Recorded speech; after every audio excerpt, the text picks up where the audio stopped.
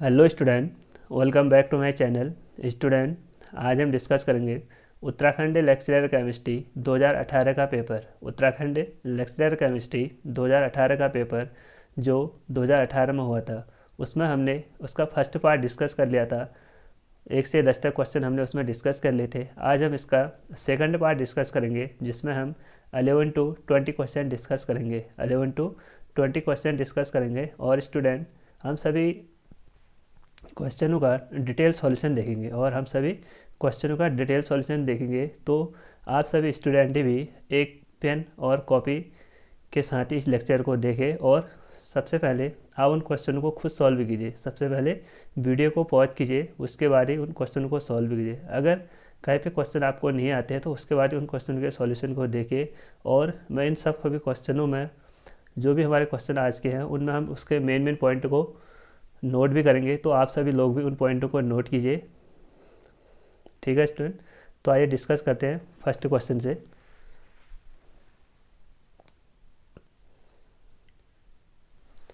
First question है हमारा, total number of anti bonding electron in O2 minus. यहाँ पे लिखा है, यहाँ पे एक प्रिंटिंग मिसप्रिंट हो रहा है, यहाँ पे लिखा O2 माइनस 2। तो हमको इसमें बताना है total number of anti bonding electron. Total number of anti bonding electron, हमको एंटी बॉन्डिंग में इलेक्ट्रॉन कितने हैं, O2 माइनस 2 है, उनको बताना है। ठीक है स्टूडेंट, एक क्वेश्चन हमारे मॉलिकुलर ऑर्बिटल थ्योरी, जो कि हमारे केमिकल बॉन्डिंग का एक मोस्ट इंपॉर्टेंट टॉपिक है, उसमें से आया हुआ है। तो हमको इसमें बताना है कि एंटी बॉन्डिंग में टोटल नंबर ऑफ इलेक्ट्रॉन कितने हैं। तो यहाँ पे देखो, यहाँ पे इलेक्ट्रॉनिक कॉन्फ़िगरेशन के यहाँ पे इलेक्ट्रॉनिक कॉन्फ़िगरेशन को लिखने के अलग अलग रूल होते हैं। 2 रूल होते हैं। एक तो देखो, जब हमारे टोटल नंबर ऑफ इलेक्ट्रॉन, जब total number of electron is equal to और लेस देन 14, अगर 14 और 14 से कम होते हैं तो उसके लिए हमारा इलेक्ट्रॉनिक कॉन्फ़िगरेशन का इसमें अरेंजमेंट होता है। सबसे पहले लिखते हैं हम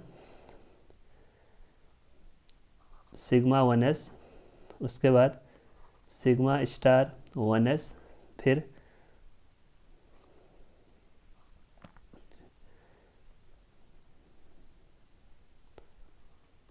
sigma 2s, sigma star 2s, उसके बाद लिखते हैं हम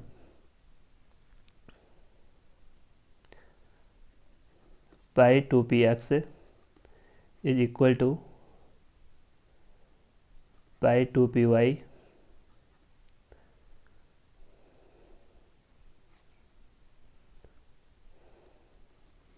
और सिग्मा 2pz। उसके बाद लिखते हैं हम, आप भी इलेक्ट्रॉनिक कॉन्फ़िगरेशन को लिखिए। उसके बाद लिखते हैं हम pi star 2px is equal to pi star 2py and last में सिग्मा स्टार 2pz। तो स्टूडेंट देखो, हमने इसका इलेक्ट्रॉनिक कॉन्फ़िगरेशन लिखा। जब हमारे इलेक्ट्रॉन 14 होते हैं, 14 से कम होते हैं, तो उसका इलेक्ट्रॉनिक कॉन्फ़िगरेशन होता है हमारा sigma 1s, sigma star 1s, sigma 2s, sigma star 2s, pi 2px is equal to pi 2py, sigma 2pz, sigma star pi star 2px is equal to pi star, यहाँ पे आएगा हमारा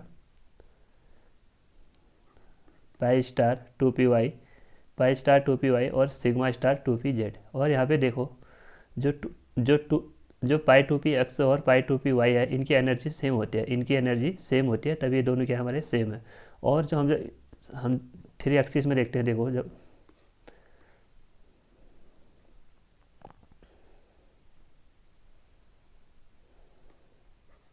Z x और Y, तो हम NCERT में ये देखते हैं कि देखो, जो हमारे जेड एक्सिस है उसको इंटर न्यूक्लियस एक्सिस मानते हैं हम। जेड एक्सिस है उसको इंटर न्यूक्लियस एक्सिस मानेंगे हम, और जो अदर एक्सिस हैं वो इसके रेस्पेक्ट में लिखे जाते हैं। तो तभी हम यहाँ पे देखो, जो 2pz लिख रहे हैं वो जेड एक्सिस को तभी हम इसको सिग्मा लिख रहे हैं, जो जेड एक्सिस है उसको हम तभी सिग्मा लिख रहे हैं, और जो अदर है हमारे पी एक्स और पी वाई उनको हम पाई स्टार के फॉर्म में लिखते हैं, ठीक है। तो यहाँ पे हमारा एनर्जी का सीक्वेंस क्या है, देखो sigma 1s sigma star 1s sigma 2s sigma star 2s, और pi 2p x is equal to pi 2p y sigma 2p z, और pi star 2p x is equal to pi star 2p y and sigma star 2p z। तो हमको इसमें इलेक्ट्रॉनों का arrangement करना पड़ता है, इलेक्ट्रॉनों का इसमें अरेंजमेंट करना पड़ता है। सबसे पहले हम इसमें भरते हैं सिग्मा 1s में, उसके बाद sigma star 2s sigma star 1s में, फिर सिग्मा 2s में, फिर सिग्मा स्टार 2s में। उसके बाद इसमें क्या करते हैं, अगर यहाँ पे 2 इलेक्ट्रॉन है तो 2 इलेक्ट्रॉन आता है, हम पहले 1 इलेक्ट्रॉन इसमें भरेंगे, क्योंकि दोनों की एनर्जी सेम है तो दोनों को इलेक्ट्रॉन इक्वल डिस्ट्रीब्यूट होने चाहिए। 1 इलेक्ट्रॉन इसको देंगे तो 1 इलेक्ट्रॉन इसको देंगे, तो टोटल इलेक्ट्रॉन कितने हो गए हमारे 2। अगर 4 इलेक्ट्रॉन होते तो पहले हम 2 इलेक्ट्रॉन इसको देते, फिर 2 इलेक्ट्रॉन इसको देते, ठीक है। और हम जानते हैं कि देखो एक ऑर्बिटल में मैक्सिमम कितने इलेक्ट्रॉन आते हैं, एक ऑर्बिटल में मैक्सिमम 2 ही इलेक्ट्रॉन आएंगे, ठीक। एक ऑर्बिटल में मैक्सिमम 2 ही इलेक्ट्रॉन आएंगे।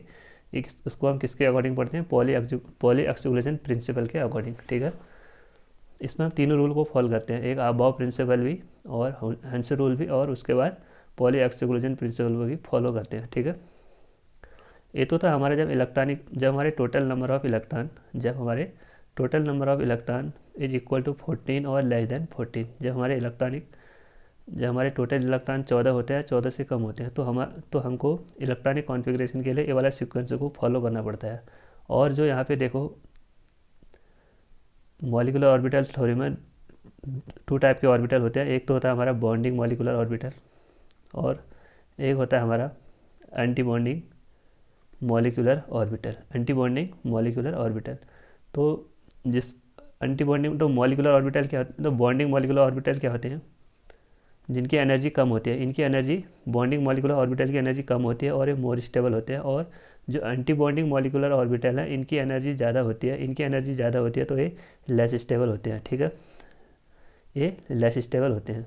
और यहाँ पे देखो जो भी हमारे स्टार वाले हैं, जो भी हमारे स्टार वाले हैं, ये सब एंटी बॉन्डिंग को रिप्रेजेंट करते हैं, ये तो था हमारा इलेक्ट्रॉनिक कॉन्फ़िगरेशन जब हमारे 14 और 14 से कम होता है, ठीक। अब हम ये देखेंगे टोटल नंबर ऑफ़ इलेक्ट्रॉन जब 15 या 15 से ज़्यादा होते हैं, ठीक है। तो आइए सबसे पहले इसको हम रिमूव करते हैं। तो देखो जब हमारे टोटल नंबर ऑफ़ इलेक्ट्रॉन कितने होते हैं हमारे 15 होते हैं, या 15 या तो 15 होते हैं, 15 से ग्रेटर होते हैं, तो उसके लिए हम उसका इलेक्ट्रॉनिक कॉन्फ़िगरेशन का सीक्वेंस होता है हमारा सिग्मा 1s, उसके बाद sigma star 1s,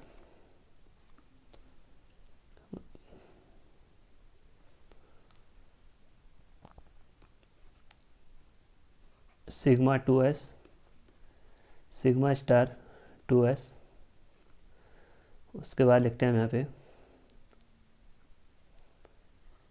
sigma 2pz,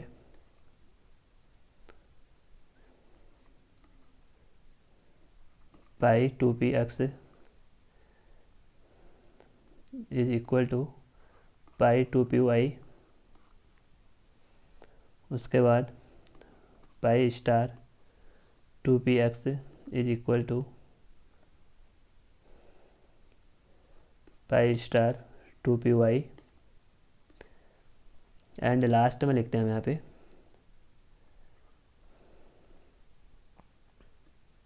sigma star 2pz।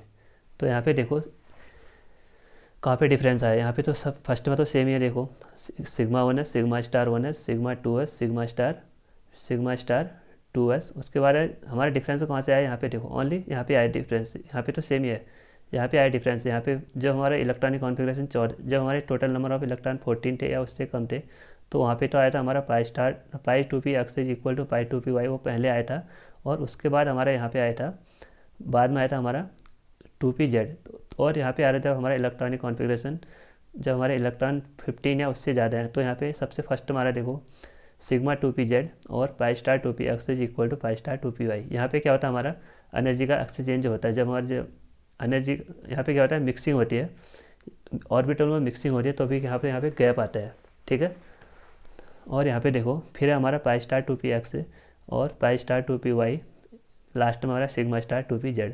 अब हमको इन ऑर्बिटल में, क्योंकि यहाँ पे देखो ऑक्सीजन है, ऑक्सीजन में टोटल नंबर ऑफ इलेक्ट्रॉन कितने होते हैं हमारे, ऑक्सीजन में टोटल नंबर ऑफ इलेक्ट्रॉन होते हैं हमारे, O2 मॉलिक्यूल है, O2 यानी ऑक्सीजन में 8, तो अगर 2 है तो 2 में कितने हो गए हमारे 16, और 2 नेगेटिव चार्ज है, नेगेटिव चार्ज है मतलब 2 इलेक्ट्रॉन उसमें और हैं, तो कितने हो गए हमारे 18। अब हमें 18 इलेक्ट्रॉनों को इन सब इलेक्ट्रॉनिक कॉन्फ़िगरेशन में डिस्ट्रीब्यूट करना है, इन सब इलेक्ट्रॉनिक कॉन्फ़िगरेशन में डिस्ट्रीब्यूट करना है। तो सबसे पहले देखो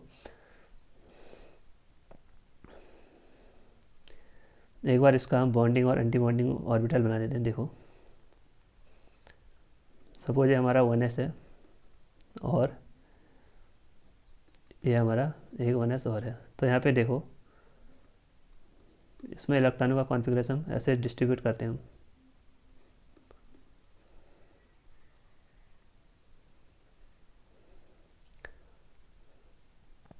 तो नीचे वाले को बोलते हैं हम बॉन्डिंग मॉलिक्यूलर ऑर्बिटल और ऊपर वाले को बोलते हैं हम एंटी बॉन्डिंग मॉलिक्यूलर ऑर्बिटल। और जो बॉन्डिंग मॉलिक्यूलर ऑर्बिटल होता है सबसे पहले हम इलेक्ट्रॉन उसमें भरते हैं, क्यों, क्योंकि उसकी एनर्जी कम होती है, तो जो ऑर्बिटल वो ज़्यादा स्टेबल होते हैं, और जो एंटी बॉन्डिंग ऑर्बिटल हैं उसमें एनर्जी ज़्यादा होती है तो कम स्टेबल होते हैं। ठीक है, तो यहाँ पे देखो सबसे पहले हम किस में भरेंगे 1s में। और हमने लेक्चर में बहुत पहले डिस्कस किया था कि जब हमने लेक्चर स्टार्टिंग किया था हमने वहाँ पे आपको पढ़ाया था क्वांटम नंबर के बाद ही हमने पढ़ाया था आपको प्रिंसिपल। तो हमने बताया था कि जब 1s ऑर्बिटल होता है तो 1s में कितने इलेक्ट्रॉन आते हैं, मैक्सिमम 2, क्योंकि उसमें एक ही ऑर्बिटल होता है। और जो p ऑर्बिटल है उसमें कितने ऑर्बिटल होते हैं हमारे 3, तो एक ऑर्बिटल में मैक्सिमम 2, तो 3 में 6, 1 2 3 यानी 6 इलेक्ट्रॉन। ठीक है, ये हो गया हमारा p के लिए और ये हो गया हमारा नीचे वाला s के लिए। तो अब हमको इलेक्ट्रॉनों को इसमें इलेक्ट्रॉनिक कॉन्फ़िगरेशन में डिस्ट्रीब्यूट करना है। टोटल इलेक्ट्रॉन कितने हमारे यहाँ पे 18, तो हम 18 को डिस्ट्रीब्यूट करेंगे। सबसे पहले हम सिग्मा 1s में डालेंगे। सिग्मा 1s में कितने इलेक्ट्रॉन होंगे हमारे, इसमें अधिकतम कितने आते हैं 2, ये तो यहाँ पे आएंगे हमारे, एक मिनट कलर चेंज कर लेते हैं इसका।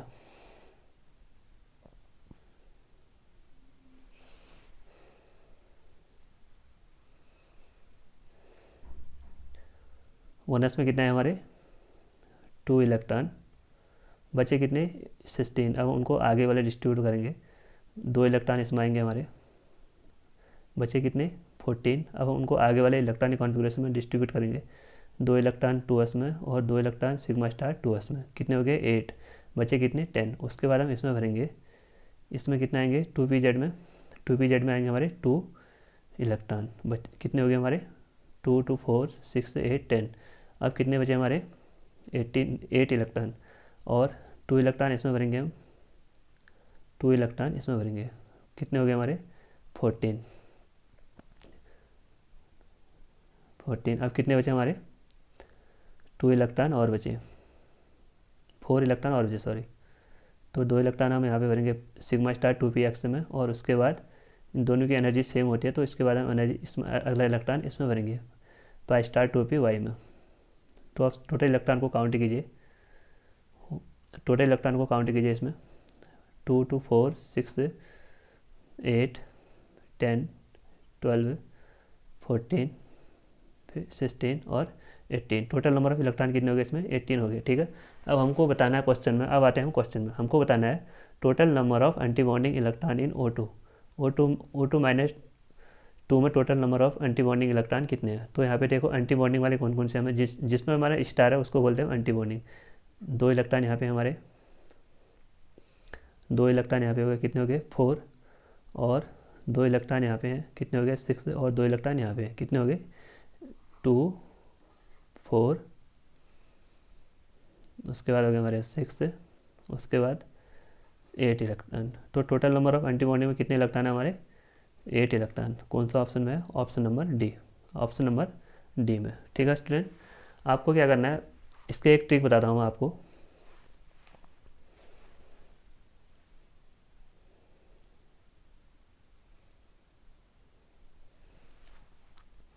देखो जब टोटल नंबर ऑफ इलेक्ट्रॉन कितने होते हैं हमारे, टोटल नंबर ऑफ इलेक्ट्रॉन 14 हैं, या जब टोटल नंबर ऑफ इलेक्ट्रॉन हमारे 14 हैं या 14 से 14 से कम है, तो उसके लिए हमें एक ट्रिक याद करनी पड़ती है। हमें 21 21 21 21 में से ये देखो 2 क्या रिप्रेजेंट करता है यहाँ पे, pi 2p x is equal to pi 2p y, और जो 1 रिप्रेजेंट करता है यहाँ पे रिप्रेजेंट करता है वो सिग्मा 2p z। ठीक है, जब हमारे इलेक्ट्रॉनिक कॉन्फ़िगरेशन में इलेक्ट्रॉन 14 या 14 से कम होते हैं तो उसके लिए ट्रिक होती है 21 21, यानी 2 क्या रिप्रेजेंट करता है हमारे पाई स्टार ना pi 2p x is equal to pi 2p y और सिग्मा 2p z। और जो फिर जो वाला सेकंड है ये क्या रिप्रेजेंट करता है हमारा, ये रिप्रेजेंट करता है हमारा pi star 2p x is equal to pi star 2p y, और जो 1 रिप्रेजेंट करता है वो रिप्रेजेंट करता है हमारा पाई स्टार 2p z। और जब हमारे इलेक्ट्रॉन 15 या ग्रेटर देन 15 होते हैं तो उसके लिए ट्रिक होती है 1 2 2 1। 1 2 2 1 मीन्स 1 रिप्रेजेंट करता है हमारे यहाँ पे सिग्मा 2p z, और जो 2 रिप्रेजेंट करता है 2 रिप्रेजेंट करेगा यहाँ पे pi 2p x is equal to pi 2p y। ठीक, और जो लास्ट वाला 2 है वो रिप्रेजेंट करेगा pi star 2p x is equal to pi star 2p y, और जो 1 रिप्रेजेंट करेगा वो रिप्रेजेंट करेगा हमारा पाई स्टार 2p x, पाई स्टार 2p z को रिप्रेजेंट करता है। ठीक है, तो आप क्या करें, इन पॉइंट को, इन ट्रिक को नोट कर लीजिए। ठीक है, और स्टूडेंट मॉलिकुलर ऑर्बिटल थ्योरी में सबसे ज़्यादा क्वेश्चन हमारे बॉन्ड ऑर्डर से आते हैं, सबसे ज़्यादा क्वेश्चन हमारे बॉन्ड ऑर्डर से आते हैं, और बॉन्ड स्ट्रेंथ और बॉन्ड लेंथ से क्वेश्चन बनते हैं, और वहीं से पैरामैग्नेटिक से क्वेश्चन बनते हैं। अगर वो किसी क्वेश्चन में होगा तो हम उसको उसमें डिस्कस करेंगे। ठीक है, या उसकी मैं अलग से एक सेपरेट वीडियो बना लूँगा जब आप। तो इसमें टोटल नंबर ऑफ एंटीबॉडी में कितने इलेक्ट्रॉन आए हमारे 8। अब हम इसका अगला क्वेश्चन देखते हैं।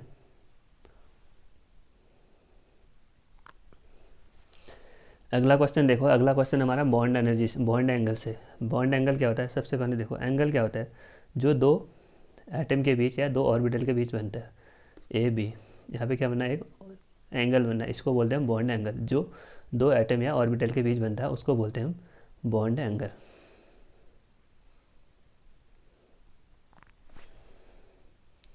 हमें क्वेश्चन में क्या बताना है, हमें क्वेश्चन में बताना है कि हमें अलग अलग ऑर्बिटल दिए हैं, हमें अलग अलग कंपाउंड दिए हैं, उन सब का हमको बॉन्ड ऑर्डर बताना है। ठीक है, क्वेश्चन है हमारा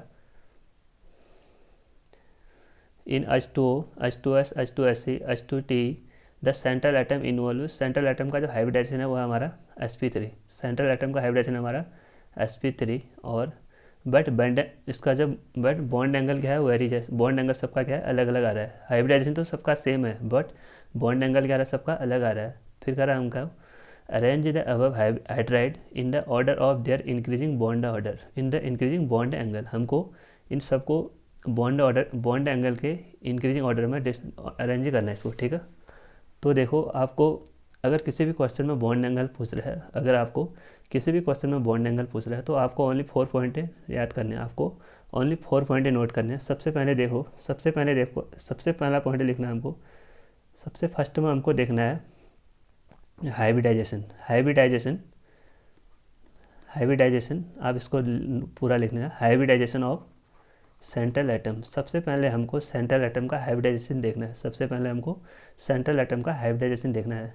अगर हाइब्रिडाइजेशन हमारा sp3 आता है तो वहाँ पे बॉन्ड एंगल होता है हमारा 109.28 डिग्री, ये तो हमारा sp3 के लिए होता है। और जब sp2 होता है तो वहाँ पे बॉन्ड एंगल होता है हमारा 120, और जब sp होता है तो वहाँ पे बॉन्ड एंगल होता है हमारा 180। तो देखो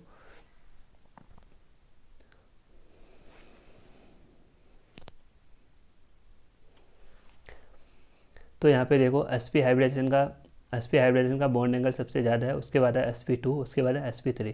तो इसमें ऑर्डर क्या रहेगा हमारा sp2 और sp3। सबसे ज़्यादा बॉन्ड एंगल sp का कितना इसका 180, उसके बाद sp2 उसका 120, उसके बाद sp3 इसका 109.28 डिग्री। ठीक, सबसे पहले क्या देखना है हमको सेंट्रल एटम का हाइब्रिडाइजेशन देखना है। अगर हाइब्रिडाइजेशन सबका सेम आ जाता है तो उसके बाद हम सेकंड पॉइंट देखते हैं इसमें lone pair of central atom, उसके बाद lone pair of central atom. Central atom पे जितने ज़्यादा लोन पेयर होंगे, सेंट्रल एटम पे जितने ज़्यादा लोन पेयर होंगे उतना ही उसका बॉन्ड एंगल क्या होगा, कम होगा, और उतना ही उसका बॉन्ड एंगल क्या कम होगा। तो यहाँ पे लिखिए आप, अगर लोन पेयर ज़्यादा होंगे, अगर लोन पेयर ज़्यादा होंगे तो उसका बॉन्ड एंगल क्या होगा, हमारा कम होगा, बॉन्ड एंगल कम होगा। ठीक, ये तो था हमारा सेकंड पॉइंट। अब हम इसका थर्ड पॉइंट डिस्कस करेंगे। अब हम इसका थर्ड पॉइंट डिस्कस करेंगे। थर्ड पॉइंट यह देखो, जब हमारे हाइब्रिडाइजेशन और लोन पेयर सेम आ जाए तब हमको इसके अगले वाले कंडीशन को देखना है। अगले वाला कंडीशन क्या है, देखो, जब हमारा कंपाउंडों का सेंट्रल एटम सेम हो ना, जब कंपाउंडों का सेंट्रल एटम हमारा क्या हो, डिफरेंट हो। सेंट्रल एटम हमारा कैसा होना चाहिए, कंपाउंडों का डिफरेंट होना चाहिए, जो कि इसी क्वेश्चन में अभी लागू होगा। और उसके बाद जो उसके सराउंडिंग एटम है, साइड एटम, जो सराउंडिंग एटम है, साइड एटम है, वो क्या होने चाहिए, हमारे सेम होने चाहिए। इस पॉइंट को ध्यान से देखिए, साइड आइटम क्या होने चाहिए, हमारे सेम होने चाहिए। सेंट्रल आइटम डिफरेंट होने चाहिए और साइड आइटम सेम होने चाहिए। तो उसके बाद देखते हैं हम electronegativity of central item, electronegativity of central item. उसके बाद हम इलेक्ट्रोनेगेटिविटी ऑफ सेंट्रल आइटम देखते हैं, electronegativity of central atom. Central atom की इलेक्ट्रोनेगेटिविटी जितनी ज़्यादा होगी, सेंट्रल एटम की इलेक्ट्रोनेगेटिविटी जितनी ज़्यादा होगी, उसका बॉन्ड एंगल भी उतना ही ज़्यादा होगा, उसका बॉन्ड एंगल भी उतना ही ज़्यादा होगा। ठीक है, तो क्या बताया हमने, थर्ड पॉइंट इसका, सेंट्रल एटम अगर हमारे डिफरेंट है और साइड एटम हमारे सेम है, साइड एटम या सराउंडिंग एटम हमारे सेम है, तो उसके बाद हम देखते हैं उसकी इलेक्ट्रोनेगेटिविटी सेंट्रल एटम की। सेंट्रल एटम की इलेक्ट्रोनेगेटिविटी जितनी ज़्यादा होगी, उसका बॉन्ड एंगल उतना ही ज़्यादा होगा। उसके बाद हम फोर्थ पॉइंट देखते हैं इसमें। फोर्थ पॉइंट इसका जस्ट अपोजिट है। फोर्थ पॉइंट है, देखो, जब हमारे सेंट्रल एटम सेम हो, जब सेंट्रल एटम सेम हो और उसके बाद सराउंडिंग एटम या साइड एटम डिफरेंट हो, सराउंडिंग एटम या साइड एटम डिफरेंट हो, तो उसके बाद देखते हैं हम इलेक्ट्रोनेगेटिविटी ऑफ साइड एटम। उसके बाद देखते हैं हम इलेक्ट्रोनेगेटिविटी ऑफ साइड एटम। जितनी ज़्यादा इलेक्ट्रोनेगेटिविटी साइड एटम की ज़्यादा होगी, ध्यान से देखिए, जितनी ज़्यादा इलेक्ट्रोनेगेटिविटी साइड एटम की ज़्यादा होगी, उतना ही उसका बॉन्ड एंगल कम होगा, उतना ही उसका बॉन्ड एंगल कम होगा। एग्जाम्पल देखिए, इसका एग्जाम्पल लिखिए आप, जैसे यहाँ पे क्या लिखा हमारा, सेंट्रल एटम डिफरेंट है और साइड एटम सेम है, तो उसमें अगर इलेक्ट्रोनेगेटिविटी इसकी ज़्यादा होगी सेंट्रल एटम की, तो उसका बॉन्ड एंगल भी ज़्यादा होगा। और उसके बाद फोर्थ पॉइंट हमने डिस्कस किया, अगर सेंट्रल एटम हमारा सेम है और साइड एटम डिफरेंट है, तो हम इलेक्ट्रोनेगेटिविटी देखते हैं हम साइड एटम की। साइड एटम की इलेक्ट्रोनेगेटिविटी जितनी ज़्यादा होगी, उसका बॉन्ड एंगल उतना कम होगा, उसका बॉन्ड एंगल उतना कम होगा। एग्जाम्पल देखिए, जैसे FeCl3 और FeBr3, इन दोनों का बॉन्ड एंगल क्या आएगा, अलग अलग आएगा। और क्योंकि यहाँ पे देखो सेंट्रल एटम सेम है और सराउंडिंग एटम क्या हमारा डिफरेंट है, तो इन दोनों का बॉन्ड एंगल क्या आएगा, हमारा डिफरेंट आएगा। उसके बाद देखो, उसके बाद हमने यहाँ पे बताया था कि अगर सेंट्रल एटम हमारा डिफरेंट है और साइड एटम हमारा सेम है, तो उसमें इलेक्ट्रोनेगेटिव हम सेंट्रल एटम की देखेंगे। जितना ज़्यादा इलेक्ट्रोनेगेटिव होगा सेंट्रल एटम, उतना ही उसका बॉन्ड एंगल ज़्यादा होगा। यहाँ पे एग्जांपल देखिए, जैसे NH3 और PH3। यहाँ पे देखो, सेंट्रल एटम तो हमारा क्या है, डिफरेंट है। सेंट्रल एटम यहाँ पे नाइट्रोजन है और यहाँ पे फास्फोरस है, तो इसकी इलेक्ट्रोनेगेटिविटी जितनी ज़्यादा होगी उतना ही बॉन्ड एंगल हमारा ज़्यादा होगा। और साइड आइटम क्या हमारे सेम है, साइड आइटम क्या हमारे सेम है, साइड आइटम क्या हमारे सेम है। ठीक है, तो किसका बॉन्ड एंगल ज़्यादा होगा, हम जानते हैं कि देखो, जब हम पीरियड में टॉप टू बॉटम आते हैं, टॉप टू बॉटम आते हैं, तो इलेक्ट्रोनेगेटिविटी क्या होती है, हमारी डिक्रीज होती है। तो नाइट्रोजन पहले आता है, उसके बाद फास्फोरस आता है, तो बॉन्ड एंगल किसका ज़्यादा होगा, हमारा नाइट्रोजन का। क्यों, क्योंकि जो नाइट्रोजन है उसकी इलेक्ट्रोनेगेटिविटी ज़्यादा होती है। ठीक है, अब हम डिस्कस करेंगे इसके क्वेश्चन को। हमने 4 पॉइंट डिस्कस कर लिए, अब उन पॉइंटों को नोट कर लिए। ठीक है, अब देखो, हमको क्या बताना है, ये जो क्वेश्चन है इसमें हाइब्रिडाइजेशन तो सबकी सेम है, हाइब्रिडाइजेशन तो सबकी क्या है, हमारी sp3 है। बट हमको डिस्कस करना है कि जो भी हमको हाइड्राइड दिए हैं, इनको बॉन्ड एंगल के इंक्रीजिंग ऑर्डर में लगाना है। तो सबसे फर्स्ट है हमारा H2O, उसके बाद हमारा H2S, उसके बाद हमारा H2SC, लास्ट में हमारा H2T। यहाँ पे देखो सेंट्रल एटम तो, एक मिनट है, यहाँ पे देखो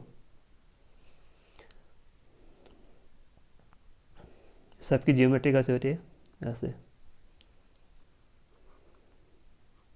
हाइड्रोजन, यहाँ भी हाइड्रोजन, ठीक है। हाइड्रोजन पे ऑक्सीजन पे क्या है, लोन पेयर है। तो इसका क्या, सबका सबका सेव ऐसे ही होगा, सबका सेव वी शेप ही होगा या वेंट सेव होगा। तो यहाँ पे देखो ऑक्सीजन पे क्या है, लोन पेयर है, और साइड एटम क्या है हमारे, साइड एटम तो सेम है और सेंट्रल एटम क्या हमारा डिफरेंट है। और सेम ऐसे इसमें भी होगा, जैसे H2S है, central atom side atom side atom. यहाँ पे देखो साइड एटम तो सेम है और सेंट्रल एटम क्या है, डिफरेंट है। तो यहाँ पे देखो वैसे इसका भी आएगा हमारा H2SE का और H2Te का। तो यहाँ पे हम जो हमने अभी इसका थर्ड पॉइंट डिस्कस किया था उसको अप्लाई करेंगे। यहाँ पे देखो सेंट्रल एटम क्या हमारा डिफरेंट है और साइड एटम क्या हमारा सेम है। तो यहाँ पे देखो जितनी ज़्यादा इलेक्ट्रोनेगेटिविटी सेंट्रल एटम की ज़्यादा होगी उतना बॉन्ड एंगल ज़्यादा होगा। तो हम सभी जानते हैं कि देखो जब हम पीरियोडिक टेबल में टॉप टू बॉटम आते हैं, जब हम पीरियोडिक टेबल में टॉप टू बॉटम आते हैं तो इलेक्ट्रोनेगेटिविटी क्या होती है हमारी, डिक्रीज होती है। इलेक्ट्रोनेगेटिविटी डिक्रीज होती है क्योंकि वहाँ पे एटॉमिक साइज इंक्रीज हो जाता है और नंबर ऑफ सेल भी इंक्रीज हो जाते हैं, तभी हमारे इलेक्ट्रोनेगेटिविटी डिक्रीज हो जाती है। तो सबसे फर्स्ट एलिमेंट है हमारे यहाँ पे ऑक्सीजन, फिर हमारा सल्फर, फिर हमारा सेलुरियम, फिर हमारा टेलुरियम। तो टॉप टू बॉटम क्या हो रहा है, इलेक्ट्रोनेगेटिविटी डिक्रीज हो रही है। तो सबसे ज़्यादा इलेक्ट्रोनेगेटिव कौन होगा इसमें, ऑक्सीजन, उसके बाद सल्फर, उसके बाद सेलुरियम, उसके बाद टेलुरियम, ठीक है। तो सबसे ज़्यादा बॉन्ड एंगल किसका होगा, जिसकी इलेक्ट्रोनेगेटिविटी सबसे ज़्यादा होगी। इलेक्ट्रोनेगेटिविटी सबसे ज़्यादा किसके यहाँ पे, ऑक्सीजन की, उसके बाद सल्फर की, उसके बाद सेलुरियम की, उसके बाद टेलुरियम की। तो इसी ऑर्डर में क्या होगा हमारा, बॉन्ड एंगल भी हो, बॉन्ड एंगल भी इसी एंगल में अरेंज होगा। तो सबसे ज़्यादा बॉन्ड एंगल किसका होगा हमारा, H2 होगा, क्योंकि इसमें सेंट्रल एटम की इलेक्ट्रोनेगेटिविटी सबसे ज़्यादा है तो उसके बॉन्ड एंगल भी सबसे ज़्यादा होगा। उसके बाद होगा हमारा H2S, उसके बाद हमारा H2S ही, लास्ट टाइम हमारा H2Te, ठीक है। तो हमारा कौन सा ऑप्शन ठीक है इसका, ऑप्शन नंबर ए, ठीक। स्टूडेंट अब हम इसका थर्ड क्वेश्चन डिस्कस करेंगे, यानी 13 क्वेश्चन डिस्कस करेंगे।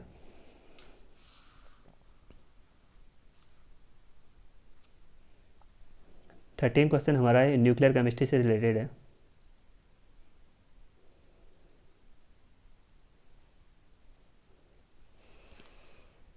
क्वेश्चन है हमारा, following reaction is responsible for the formation of carbon 1614। यहाँ पे कार्बन का रिप्रेजेंटेशन इस टाइप से है, देखो कार्बन, ये इसका एटॉमिक नंबर, ये इसका mass number. Is the atmosphere in this reaction nitrogen is bombard by which particle. हमसे बताना है कि हमको यहाँ पे एक रिएक्शन दी है, यहाँ पे नाइट्रोजन का रिप्रेजेंटेशन भी इस टाइप से है, नाइट्रोजन 14 और सॉरी यहाँ पे हमारे नाइट्रोजन का रिप्रेजेंटेशन ऐसे देखो, नाइट्रोजन 7 हो गया इसका एटॉमिक नंबर और 14 हो गया इसका मास नंबर। हमको यहाँ पे क्या बताना है, हम इसमें कौन से रिएक्शन की बॉम्बार्ड करें कि हमें ये वाला प्रोडक्ट ऑप्टेन हो जाए, हमें ये वाला प्रोडक्ट ऑप्टेन हो जाए। स्टूडेंट इसमें क्या हो गया, न्यूक्लियर रिएक्शन हो रही है, न्यूक्लियर रिएक्शन हो रही है। केमिस्ट्री में हम दो प्रकार के रिएक्शन पढ़ते हैं, एक तो पढ़ते हैं हम केमिकल रिएक्शन, एक पढ़ते हैं हम न्यूक्लियर रिएक्शन। केमिकल रिएक्शन में क्या होता है, उसमें इलेक्ट्रॉनों का एक्सचेंज होगा, इलेक्ट्रॉनों का एक्सचेंज होगा और इलेक्ट्रॉन क्या होगा, एक एटम से दूसरे एटम में शिफ्ट होते हैं। वहाँ पे क्या होता है, हमारे एटम या एलिमेंट चेंज ही नहीं होते, वहाँ पे हमारे एटम या एलिमेंट चेंज ही नहीं होते। बट जब हम न्यूक्लियर केमिस्ट्री में क्या होता है, यहाँ पे जब हम किसी एटम में या एलिमेंट में किसी न्यूक्लियर पार्टिकल का बॉम्बार्ड करते हैं, तो वहाँ पे क्या होता है, पार्टिकल चेंज हो जाते हैं, ठीक। तो यहाँ पे देखो, और इस रिएक्शन में हमको क्या देखना पड़ता है, देखो एक बार इस रिएक्शन को लिख लेते हैं, nitrogen dot dot is equal to carbon 1614 plus hydrogen 1 ठीक। तो हमको ये देखना पड़ता है कि जो लेफ्ट साइड है और रिएक्टेंट है और राइट साइड जो प्रोडक्ट है, उनमें जो नीचे वाले हैं यानी एटॉमिक नंबर वो दोनों का सेम होना चाहिए। यहाँ पे कितना हमारा 6 + 1 7 और यहाँ पे हमारा 7, तो एटॉमिक नंबर तो सेम है। बट यहाँ पे देखो, यहाँ पे हमारा 14 है मास नंबर और यहाँ पे हमारा मास नंबर कितना आ रहा है, 14 + 1 15। तो यहाँ पे तो आ रहा है हमारा 15 और यहाँ पे हमारा 14, यहाँ पे आ रहा है हमारा 14। तो यहाँ हमको क्या करना पड़ेगा, यहाँ पे मास नंबर को तो जीरो एटॉमिक नंबर को तो जीरो रखना पड़ेगा, क्योंकि एटॉमिक नंबर दोनों से जगह सेम है। और मास नंबर में हमको एक और ऐड करना पड़ेगा, तो तभी हमारा क्या हो रहा है, देखो इलेक्ट्रॉनिक, तभी हमारा मास नंबर दोनों का सेम आ रहा है। तो यहाँ पे इस टाइप का रिप्रेजेंटेशन होता है न्यूक्लियर केमिस्ट्री में, होता है हमारा न्यूट्रॉन का। न्यूट्रॉन का। ठीक, तो अब देखो दोनों में मास नंबर कितना आ गया, यहाँ पे 14 + 1 15 और यहाँ पे भी 14 + 1 15, और एटॉमिक नंबर तो पहले से सेम ही है, यहाँ पे 7 है, यहाँ पे भी 7 है, तो टोटल कितने हो गए हमारे 7। ठीक, तो हमने क्या किया इसमें न्यूट्रॉन का बॉम्बार्ड किया। न्यूट्रॉन का बॉम्बार्ड किया तो देखो मैंने न्यूक्लियर केमिस्ट्री में ये बताया था कि अभी जब हम न्यूक्लियर केमिस्ट्री में किसी एटम या किसी एटम में किसी पार्टिकल का बॉम्बार्ड करते हैं तो वहाँ पे एटम क्या हो जाता है हमारा चेंज हो जाता है। जैसे यहाँ पे हमारा नाइट्रोजन था तो रिएक्ट प्रोडक्ट में क्या होगा हमारा कार्बन है। और अगर हम केमिकल रिएक्शन में देखते हैं तो वहाँ पे इलेक्ट्रॉन का एक्सचेंज होता है। इलेक्ट्रॉन एक एटम से दूसरे एटम में एक्सचेंज होते हैं। ठीक, और यहाँ पे अगर हम किसी एलिमेंट में पार्टिकल का बॉम्बार्ड करते हैं तो वहाँ पे क्या होता है पार्टिकल एलिमेंट से क्या होता है हमारा चेंज हो जाता है। तो इस रिएक्शन में हमको बताना है nitrogen is bombard by which particle, किस पार्टिकल की बॉम्बार्ड की हमने नाइट्रोजन में हमने पार्टिकल की बॉम्बार्ड की यहाँ पे न्यूट्रॉन की बॉम्बार्डमेंट की। ठीक है, तो इसका ऑप्शन कौन सा हो गया हमारा डी। अब हम इसका क्वेश्चन नंबर 14 देखते हैं।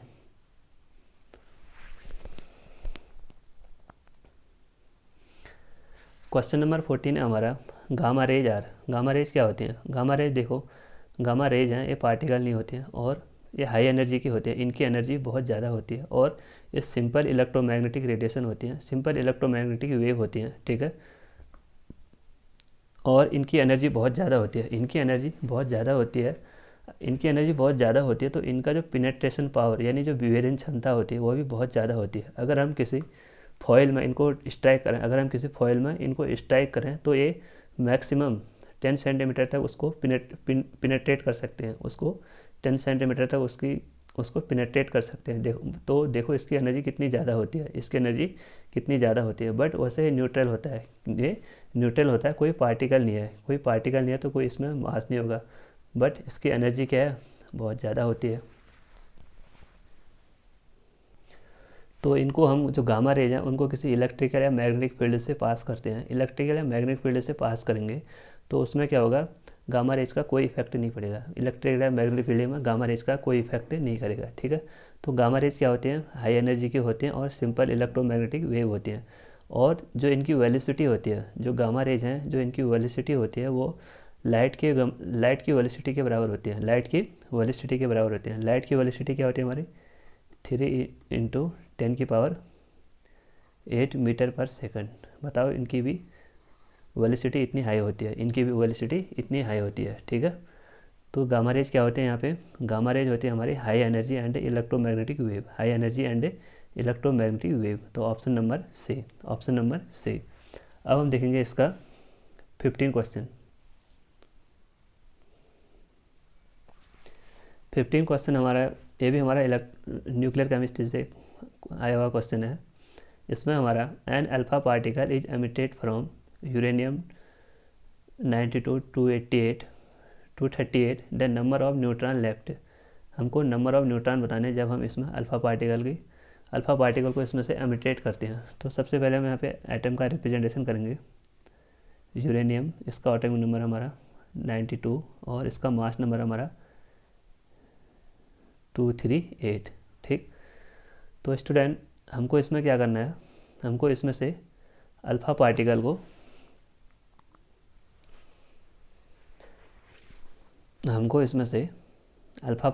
एमिट करना है। अल्फ़ा पार्टिकल क्या होते हैं हीलियम के न्यूक्लियस होते हैं, उसको ही बोलते हैं हम अल्फ़ा पार्टिकल। अब देखो हीलियम में उसका एटॉमिक नंबर होता है हमारा 2 और मास नंबर होता है हमारा 4। तो हम जब इसमें से हीलियम के न्यूक्लियस यानी इलेक्ट्रॉन को इसमें से रिमूव कर लेंगे तो हमारे पास क्या बचेंगे ओनली हीलियम का न्यूक्लियस ही बचेगा, क्योंकि हमने उसमें से इलेक्ट्रॉनों को तो रिमूव कर दिया। तो हमारे पास क्या बचेगा ओनली हीलियम का न्यूक्लियस। तो इसी को बोलते हैं हम अल्फ़ा पार्टिकल। अल्फ़ा पार्टिकल में देखो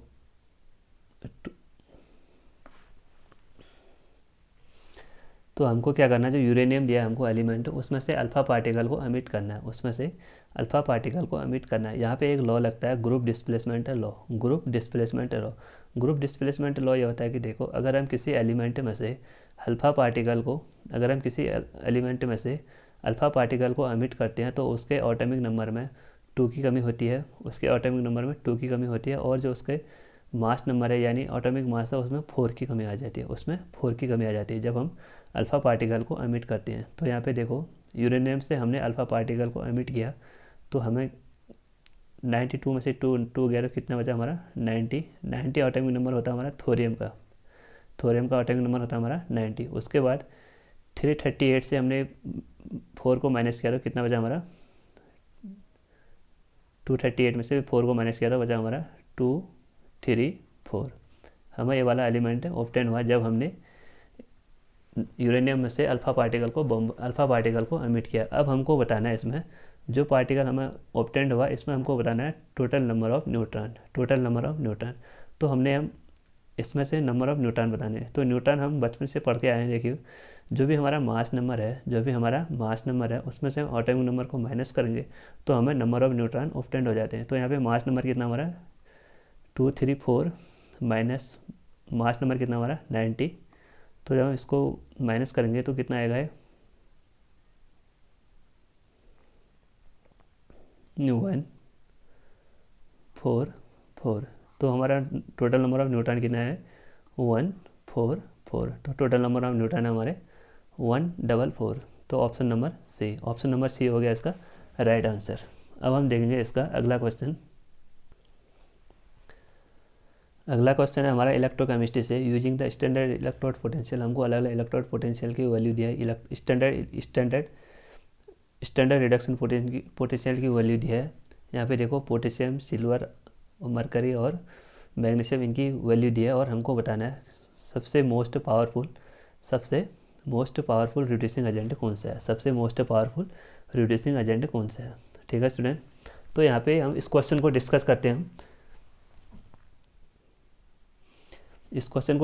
हम इलेक्ट्रोकेमिकल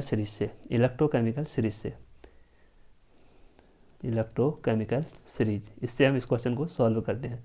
इलेक्ट्रोकेमिकल सीरीज क्या होता है, देखो उसमें हम जो भी हमारे एलिमेंट हैं उनके रिडक्शन पोटेंशियल के इंक्रीजिंग ऑर्डर में एलिमेंट को अरेंज करते हैं।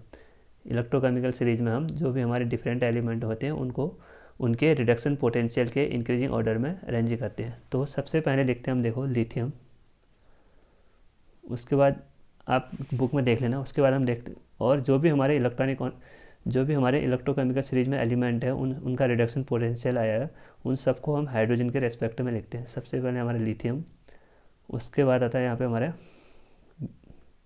हाइड्रोजन और लास्ट में लिखते हैं हम फ्लोरीन।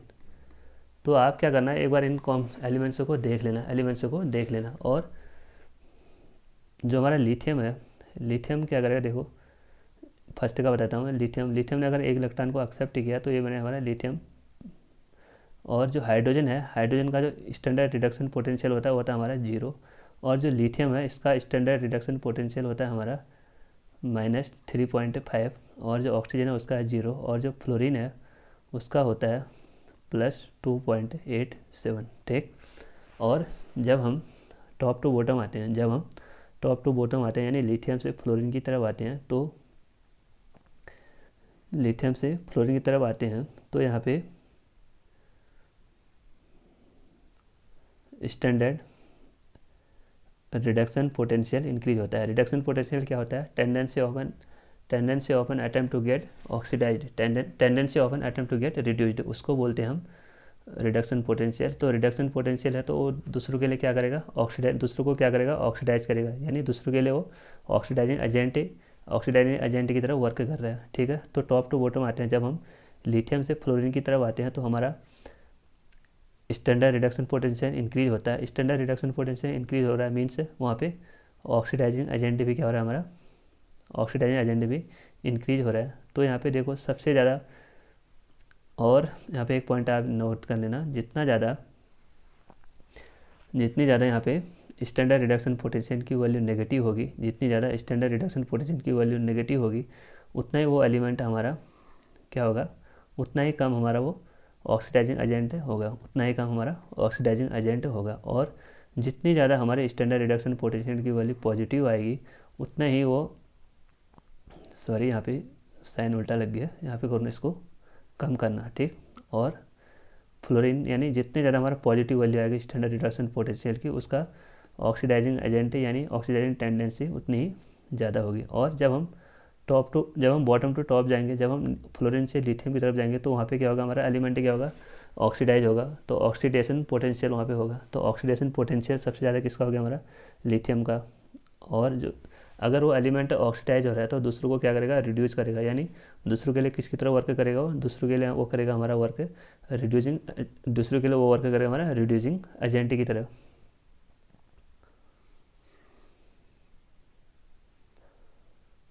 तो यहाँ पे लिखेंगे हम, पॉइंट नोट कीजिए, अगर हमारा स्टैंडर्ड रिडक्शन पोटेंशियल जितना ज़्यादा नेगेटिव होगा तो वो उसका ऑक्सीडाइजिंग एजेंट उतना ही कम होगा। और उसका अगर स्टैंडर्ड रिडक्शन पोटेंशियल पॉजिटिव में आ रहा है जितना ज़्यादा, तो उसका ऑक्सीडाइजिंग एजेंट की वैल्यू भी क्या होगी, हमारी ज़्यादा होगी। ठीक है, तो यहाँ पे देखो, और नेगेटिव में जितनी वैल्यू ज़्यादा होती है वही उसकी वैल्यू क्या होगी, उतनी उसकी वैल्यू क्या होती है, उसका रिड्यूसिंग एजेंट यानी ऑक्सीडाइजिंग, उसका रिड्यूसिंग एजेंट क्या होता है, उतना ज़्यादा होता है। रिड्यूसिंग एजेंट मतलब वो उसका ऑक्सीडेशन पोटेंशियल, और ऑक्सीडाइजिंग एजेंट मीन्स उसका रिडक्शन पोटेंशियल। तो हमको क्या बताना, most powerful reducing agent, most powerful reducing agent. तो यहाँ पे देखो, हमको सबकी वैल्यू रिडक्शन पोटेंशियल के टर्म में दिया है, सबकी वैल्यू रिडक्शन पोटेंशियल के टर्म में दिया है। तो यहाँ पे देखो, नेगेटिव की वैल्यू सबसे ज़्यादा यहाँ पे है, क्योंकि यहाँ पे देखो -2.93 है, उसके बाद यहाँ +0.80, फिर हमारी सिल्वर की, मरकरी की 0.79, फिर हमारे लास्ट में मैग्नीशियम की -2.37। तो किसकी वैल्यू सबसे, तो हमने ये बताया था कि जितनी ज़्यादा उसकी नेगेटिव वैल्यू होगी उतना ही ज़्यादा उसका ऑक्सीडाइजिंग एजेंट होगा। और उसका अगर ऑक्सीडाइजिंग एजेंट ज़्यादा है नेगेटिव में, तो उसका रिड्यूसिंग एजेंट क्या होगा, जितना, तो अभी हमने डिस्कस किया था कि जितना ज़्यादा उसका ऑक्सीडाइजिंग, जितनी ज़्यादा उसकी नेगेटिव वैल्यू होगी, जितनी ज़्यादा उसकी नेगेटिव वैल्यू होगी, यानी इलेक्ट्रो रिडक्शन पोटेंशियल में जितनी ज़्यादा उसकी नेगेटिव वैल्यू होगी उतना ही उसका, उतनी ही कम उसकी ऑक्सीडाइजिंग एजेंट होगी। और उतनी ही कम उसकी ऑक्सीडाइजिंग एजेंट है तो उसका उल्टा क्या होगा, रिड्यूसिंग एजेंट होगा, उतनी ही ज़्यादा उसकी रिड्यूसिंग एजेंट होगी। ठीक है,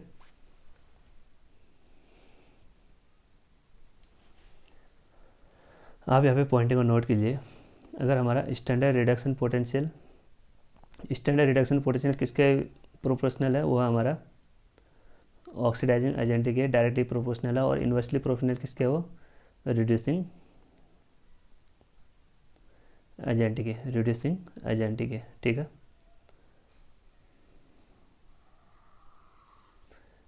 एजेंट के। तो यहाँ पे देखो, सबसे ज़्यादा नेगेटिव वैल्यू किसकी है, सबसे ज़्यादा नेगेटिव वैल्यू हमारी पोटेशियम प्लस की, यानी पोटेशियम की। तो ये क्या करेगा, हमारा मोस्ट रिड्यूसिंग एजेंट होगा। जितनी ज़्यादा नेगेटिव वैल्यू होगी उतना ही वो मोस्ट रिड्यूसिंग एजेंट होगा, और जितनी, और उतना ही कम हो लेस ऑक्सीडाइजिंग एजेंट होगा। तो सबसे नेगेटिव वैल्यू सबसे ज़्यादा कहाँ पे आ रही है, हमारी पोटेशियम में। तो ऑप्शन नंबर बी क्या होगा, इसका सही आंसर हो गया। ठीक है, अब देखेंगे इसका अगला क्वेश्चन।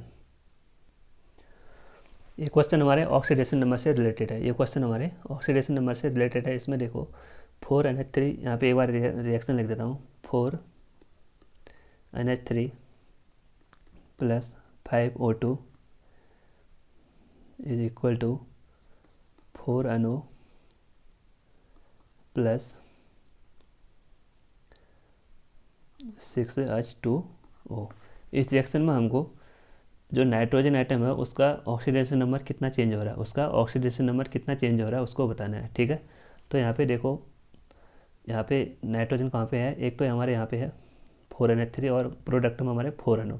तो हमको यहाँ पे नाइट्रोजन का ऑक्सीडेशन नंबर कितना चेंज हो रहा है उसको बताना है। यहाँ पे देखो 4 है, यानी नाइट्रोजन के लिए लिखेंगे हम X, और हाइड्रोजन का ऑक्सीडेशन नंबर होता है 1, तो +3 है, तो यहाँ पे हो गया हमारा +3। तो +3 यानी -3 हो गया यहाँ पे तो हो गया ऑक्सीडेशन का, यहाँ पे तो हो गया नाइट्रोजन का ऑक्सीडेशन नंबर -3।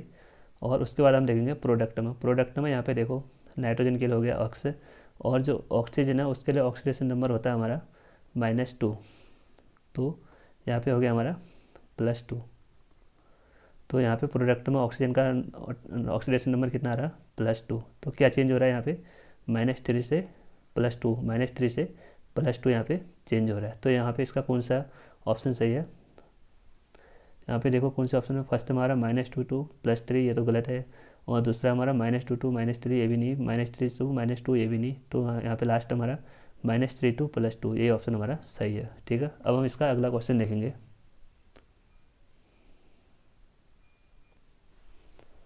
अगला क्वेश्चन है हमारा साल्ट ब्रिज से। अगला क्वेश्चन है हमारा साल्ट ब्रिज से। साल्ट ब्रिज का क्या फंक्शन होता है, यानी क्या उद्देश्य है। यहाँ पे देखो साल्ट ब्रिज होता है क्या। साल्ट ब्रिज देखो, जब हम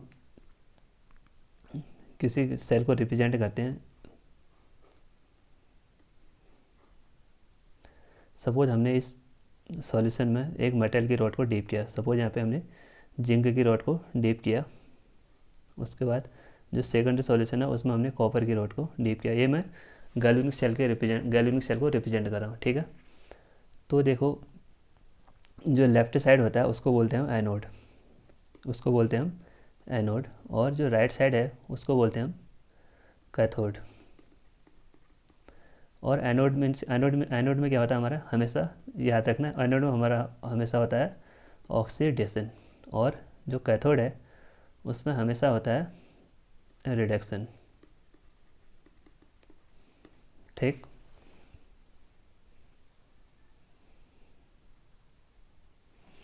कैथोड में होगा हमारा रिडक्शन। तो ऑक्सीडेशन क्या होता है, oxidation means loss of electron. Loss of electron, यहाँ पे हमने जिंक मेटल की रॉड को डीप किया यहाँ पे, और यहाँ पे हमने कॉपर मेटल की रॉड को डीप किया। ठीक, अब हमने इन दोनों को एक वायर से कनेक्ट कर लिया।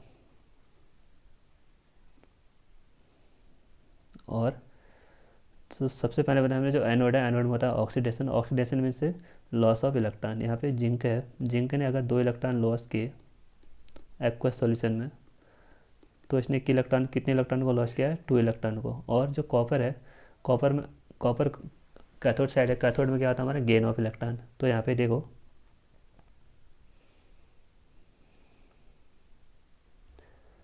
कॉपर 2 + 2 इलेक्ट्रॉन, तो कॉपर 2+ ने क्या किया, 2 इलेक्ट्रॉन को गेन किया। तो यहाँ पे होगा हमारा कॉपर सॉलिड। ठीक है, ये होगी हमारी रिएक्शन। तो उसके बाद हमको बताना है, देखो जो भी मेटल रॉड है उसी का हमारा सॉल्यूशन लिया है हमने यहाँ पे। ये हमारा जिंक सल्फेट का सॉल्यूशन। और जो हमारा कैथोड है, कैथोड में रॉड है, हमने उसी का सॉल्यूशन को लिया। ये हमारा कॉपर सल्फेट का सॉल्यूशन। ठीक है स्टूडेंट, तो यहाँ पे देखो जिंक की टेंडेंसी क्या है, ऑक्सीडेशन होने की। ऑक्सीडेशन मीन्स वो इलेक्ट्रॉन को लूज़ करेगा। इलेक्ट्रॉन को लूज़ करेगा तो वो इलेक्ट्रॉन उसके मेटल में इकट्ठे होंगे। और जो उसका आयन है, जो जिंक +2 आयन है, वो सब हमारे सॉल्यूशन में गिरते जाएंगे। और जो इलेक्ट्रॉन यहाँ से मेटल से कहाँ की ओर ट्रांसफ़र होंगे, इलेक्ट्रॉनों का मूवमेंट कहाँ होगा, फ्रॉम एनोड टू कैथोड। तो इलेक्ट्रॉन यहाँ से हमारे ऑक्सीडेशन से रिमूव होंगे तो कहाँ को जाएंगे, वो कैथोड की ओर। कैथोड में क्या है, देखो यहाँ पे कैथोड 2 में यहाँ पे हमारे कॉपर 2+ है। कॉपर 2+ क्या करेगा, जैसे यहाँ से हमारे इलेक्ट्रॉन आएंगे, तो ये क्या करेगा, इसको एक्सेप्ट करेगा। तो यहाँ पे क्या हो गया, हमारे इलेक्ट्रॉन इंक्रीज होते जाएंगे। और यहाँ से क्या हो रहा है, हमारे इलेक्ट्रॉन डिक्रीज होते जा रहे हैं। तो एक कंडीशन ये आ जाएगी, देखो, और यहाँ पे आप एक एमीटर लगा लेना या बल्ब लगा लेना इलेक्ट्रॉनों के चेक करने के लिए।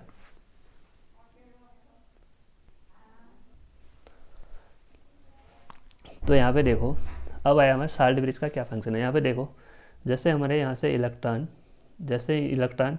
इधर को एनोड से कैथोड की ओर मूवमेंट करेंगे, तो सॉल्यूशन में क्या होगा, हमारा पॉजिटिव चार्ज इंक्रीज होते जाएगा। पॉजिटिव चार्ज इंक्रीज हो जाएगा तो पॉजिटिव चार्ज क्या करेगा, इलेक्ट्रॉनों के मूवमेंट को रोक देगा। यहाँ पे इलेक्ट्रॉनों के मूवमेंट को रोक देगा। क्यों, क्योंकि जो पॉजिटिव चार्ज है उसको क्या चाहिए, इलेक्ट्रॉन चाहिए। यहाँ पे जितने ज़्यादा हमारे पॉजिटिव चार्ज इंक्रीज होते जाएगा, वहाँ पे इलेक्ट्रॉनों को वो रोक देगा, इलेक्ट्रॉनों को अपनी ओर अट्रैक्ट करेगा। तो उसके ओर यहाँ पे इलेक्ट्रॉनों का मूवमेंट क्या होगा, हमारा ऑफ हो जाएगा। और यहाँ पे देखो सेकेंडरी साइड कैथोड में क्या होगा, सॉल्यूशन में जो हमारा कॉपर 2+ है वो डिसअपेयर हो जाएगा। क्यों, यहाँ पे हमारे ओनली नेगेटिव चार्ज ही फॉर्म होंगे।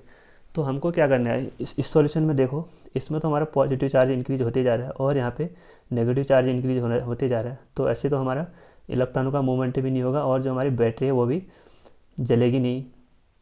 तो हमको क्या करना पड़ेगा, हमको यहाँ पे करना पड़ेगा साल्ट ब्रिज लगाना पड़ेगा। यहाँ पे एक साल्ट ब्रिज लगाना पड़ेगा। साल्ट ब्रिज क्या करेगा, इसमें उसकी इलेक्ट्रिकल साल्ट ब्रिज क्या करेगा, इसकी इलेक्ट्रिसिटी को मेंटेन करेगा। और जो यहाँ पे जंक्शन पैदा हुआ है यहाँ पे, क्योंकि देखो इसमें पोटेशियम, इसमें प्लस आयन बढ़ते जा रहे हैं और इसमें नेगेटिव आयन बढ़ते जा रहे हैं, यहाँ पे क्या हो रहा है, जंक्शन हो जाएगा। उसको भी क्या करेगा, सॉल्ट आयन उसको लिक्विड लिक्विड जंक्शन को मिनिमाइज़ करेगा, लिक्विड में इसका जंक्शन बन जाता है, उसको भी क्या करेगा, मिनिमाइज़ करेगा। उसके बाद यहाँ पे आयनों के फ्लो को भी क्या करेगा, वो मेंटेन करेगा। अगर यहाँ पे पॉजिटिव चार्ज इंक्रीज हो रहा है तो यहाँ पे क्या करेगा, वो नेगेटिव चार्ज को बढ़ाएगा, जिससे कि ये न्यूट्रल हो जाए। और अगर यहाँ पे देखो, अगर यहाँ पे हमारे नेगेटिव चार्ज इंक्रीज हो रहा है तो यहाँ पे क्या करेगा, पॉजिटिव चार्ज को बढ़ाते जाएगा, जैसे ये एटम न्यूट्रल हो जाएगा और इलेक्ट्रॉनों का मूवमेंट एक एटम से, एक सॉल्यूशन से दूसरे सॉल्यूशन में ट्रांसफ़र होते रहे। तो साल्ट ब्रिज का फंक्शन क्या है, साल्ट ब्रिज का फंक्शन है आयनों का मूवमेंट करना और लिक्विड लिक्विड जंक्शन को रिड्यूस करना, यानी कम करना, मिनिमाइज़ करना, और लास्ट में उसकी इलेक्ट्रिसिटी को मेंटेन रखना। ठीक है, तो यहाँ पे देखो अब हमारा फंक्शन है इसका, what is the purpose of salt bridge in the voltaic cell, it allow electron flow, नहीं, ये इलेक्ट्रॉनों को फ्लो नहीं करता है। इट प्रिवेंट इलेक्ट्रॉन फ्लो, उसको रोकता भी नहीं है। इट अलाउ आयन माइग्रेशन, इसको अभी देखते हैं। उसके बाद it prevent on ion migration को भी ये रोकता नहीं है, ये करता है आयन माइग्रेशन को अलाउ करता है। इट अलाउ आयन माइग्रेशन, तो इसका कौन सा ऑप्शन सही है, ऑप्शन नंबर सी।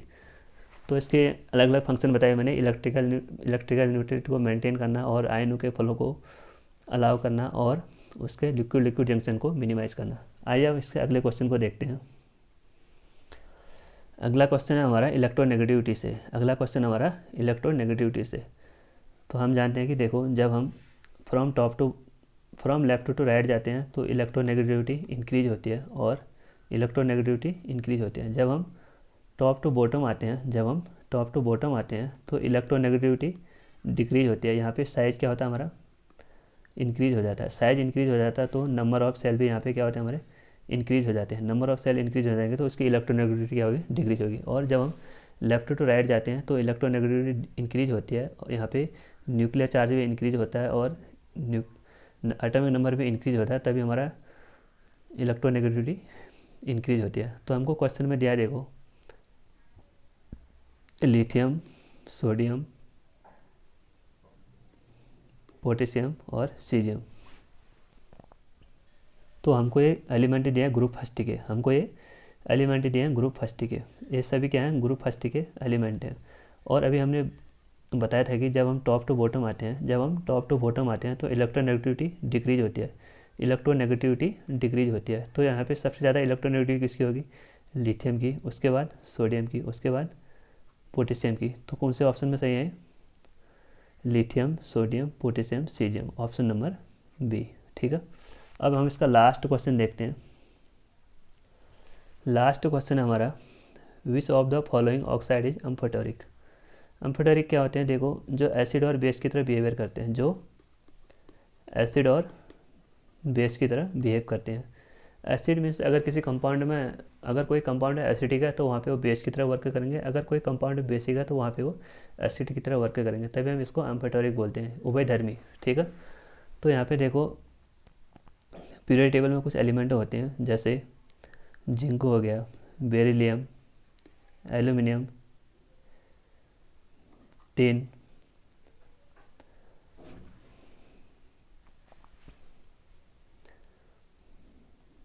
आर्सेनिक हो गया, लेड हो गया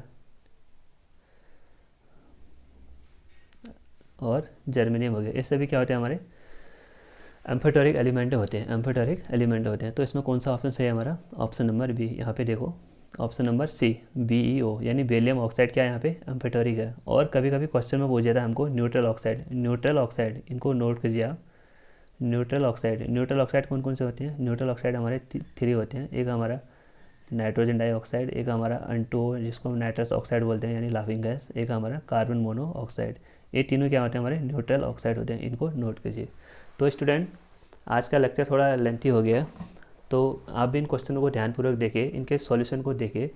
उसके बाद हम इसका अगला पार्ट डिस्कस करेंगे, पार्ट नंबर 3, जिसमें हम इसके अगले वाले क्वेश्चन को सॉल्व करेंगे। तो स्टूडेंट, आज के लेक्चर को यहीं पे एंड करते हैं। आपको अगर इस लेक्चर से कुछ भी हेल्प मिल रही है तो आप इस लेक्चर को लाइक करें, शेयर करें और सब्सक्राइब करें।